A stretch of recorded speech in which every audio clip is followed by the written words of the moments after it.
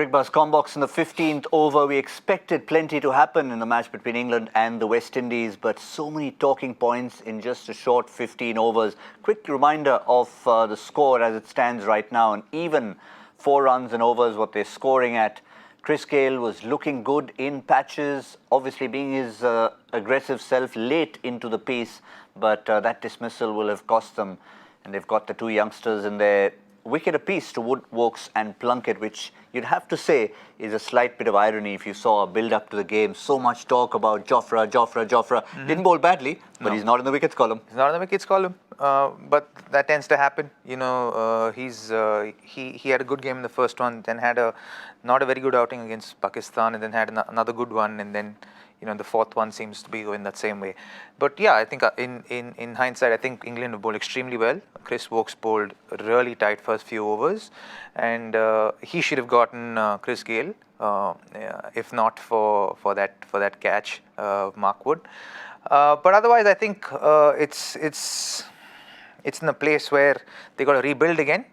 One would think that you'd send Jason Holder up instead of Nicholas Pooran because of the way he bats, but they've sent in Nicholas Pooran and Hetmyer. So for them, they have to rebuild again, kind of build up a foundation before they can get going and play the natural game. So it's going to be an interesting 15 overs from here. Good point, actually, about Jason Holder. You needed that stability because if Shai Hope was going to be the one who should have done it, if he went, who's your second player who could play a Shai Hope type role? And Robin's got it spot on. It's the captain, Jason Holder. But perhaps they were just going with the flow. It happened so quickly. Because when that first wicket fell of Evan Lewis, you thought, okay, they could fall apart. But a very un-West Indies-like partnership, 50 of 60 balls, a stable Gayle, stable Hope at the other end. That partnership you thought should have guided them till the 30th over. It should have gone. Ideally, that would have been the way it goes. But it's a pretty big ground if you look at it. And if Chris Gayle hit that shot in India, it would have been 6 in any ground in India. But in England or in other parts of the world, it's you get bigger grounds. And if I'm not wrong, it's one of the biggest grounds in England. It is. Big, huge outfield, and Chris Gayle just not judging it. Well enough. Made decent contact. But I think the other talking point will have to be Jason Roy.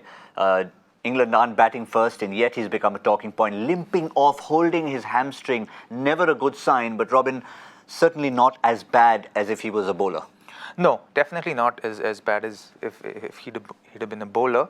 I think one would only understand the depth of the injury once we get something back from the England the dressing room. So you never know what's really wrong. But he unfortunately is not going to open because it's an internal injury. If he doesn't come back to field over the next 20 overs, then there's very small chances of him opening the batting. He would have to either wait to bat till number 7, that's 5 down, or he can bat only after he's been out. For the number of minutes he's been out, or at number 7, yes. Yeah, so quick look at the bowling card, because it's been a very disciplined effort from the bowlers we expected would do the job. Mark Wood's injury or lack of injury meant that he was playing in this game, and they've had pretty much to contend with 145, 148 other than from Plunkett. But they've done it well, but England have plugged away and taken a good review too. Absolutely. I think the Mark Wood's review was bang on. It's funny that Kumar Dharmasena didn't think that was out from the get-go. But they've been bowling really well. Liam Plunkett's bowled really well to have gotten Chris Gayle. He might just be in the mid 130s, but still a very effective bowler for England over the last couple of years. So they look like they're in a good place, and they'd want to keep the momentum. They've got it. They've achieved the momentum, and they'd want to keep it. They want to keep that foot on the pedal right now. Well, final one, you said, there is no Jason Holder coming in at this stage, so it's Pooran and Hetmyer, 2 aggressive left-handers, but obviously one of them will have to try and find a way to play an innings which is totally not in their character. Yep, either one of them have to play one such innings.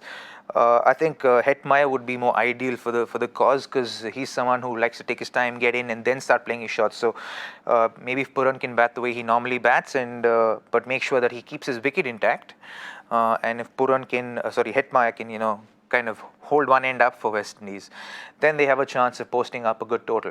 300 may just be out of reach at this point. Maybe out of reach, but 35th over, I think they'll be looking at small targets. Where would you like to see them from a West Indies perspective, even though I'm wearing the maroon blazer, in the 35th? From the 35th over, I think from that perspective, you'd like to see them at about 180. 20 overs to go. So about 180, maybe 170, 180.